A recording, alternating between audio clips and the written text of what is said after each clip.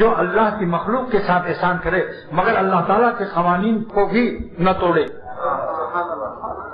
بیوی کہتی ہے ٹیلی ویژن لاؤ، اب اس کا دل توڑ دو، اللہ کا قانون مت توڑو، مگر 10,000 روپے کا اگر ٹی وی ملتا ہے تو اس کو 15,000 روپیہ دے دو اگر اللہ نے دیا ہے کہ لو سوفے پہ خرید لو، قالین لے لو، یا اپنی بیٹی کے لیے کچھ زیورات خرید لو، تاکہ اس کو یہ نہ معلوم ہو کہ یہ امیر الکناجیس کنجوسوں کا سردار ہے.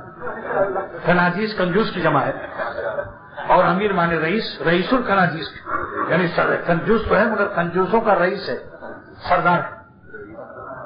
یہاں رئیس کا لفظ کتنا عمدہ فکر ہے تاکہ اس کو اپنی توہین بھی نہ معلوم ہو. رئیس تو ہے، رئیس الکناجیس، کنجوسوں کا رئیس و سردار ہے.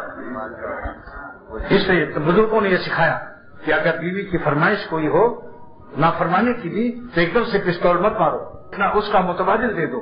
بچے اگر کھلونا مانگتے ہیں جاندار، تصویر حرام، تو ریل گاڑی اور ہوائی جہاز لا کے دو، اس سے زیادہ قیمتی، تاکہ وہ متبادل پا کر زیادہ شور و غل نہ کریں.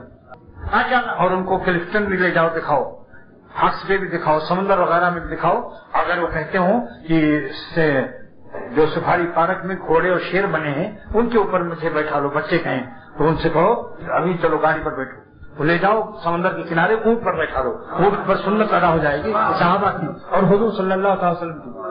حضور صلی اللہ علیہ وسلم اونٹ پر بیٹھے، یعنی صحابہ اونٹ پر بیٹھے تو سنت صحابہ وہاں ادا کراؤ. یہاں شیر اور گھوڑے پر بیٹھا کر گناہ سے بچاؤ بچوں کو بھی، وہاں لے جاؤ.